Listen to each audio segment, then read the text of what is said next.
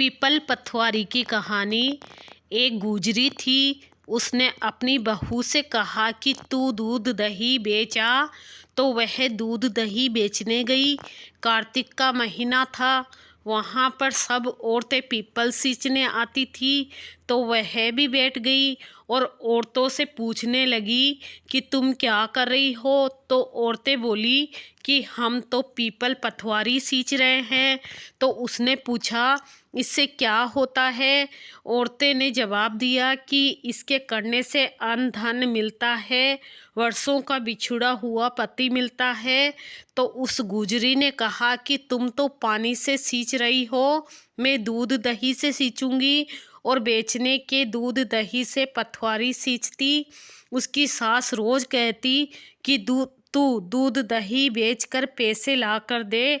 तो उसने कहा जब कार्तिक का महीना पूरा हो जाएगा तब ला दूंगी। और कार्तिक का महीना पूरा हो गया। पूनम के दिन गुजरी की बहू पीपल पथवारी के पास धरना देकर बैठ गई। पीपल पथवारी ने पूछा कि तू यहाँ क्यों बैठी है।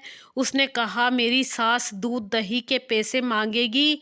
तो पीपल पथवारी ने कहा मेरे पास पैसे नहीं है, ये भाटे डंडे पान पत्ते पड़े हैं, वे ले जा और गुल्लक में रख देना।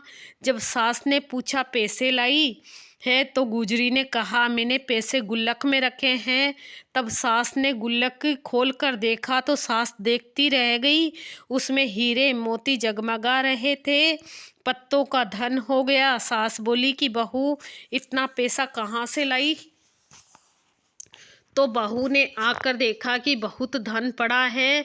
तब गुजरी की बहू ने कहा सासू जी मैंने तो 1 महीना दूध दही से पीपल पतवारी सींचे और मैंने उनसे धन मांगा था, तो उसने मुझे भाटे डंडे पत्ते दिए थे जो मैंने गुल्लक में रख दिए थे और वह हीरे मोती हो गए।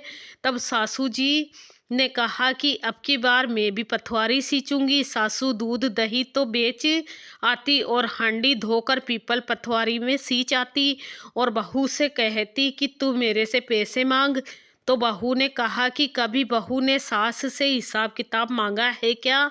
सासू जी महीने के आखिरी में पीपल पथवारी पर जाकर धरना देकर बैठ गई। तो डंडे पत्ते पान भाटे उसे भी दिए और कहा गुल्लक में जाकर रख देना। फिर बहू ने खोल कर देखा तो उसमें कीड़े कचड़े हो रहे थे। बहू ने सास से कहा यह क्या है। तो सास देखकर बोली कि पीपल पथवारी ने तेरे को तो अन्न धन दिया और मुझे कीड़े मकोड़े दिए।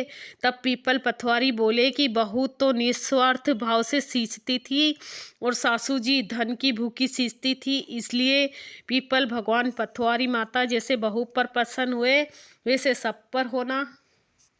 पीपल पथवारी की कहानी।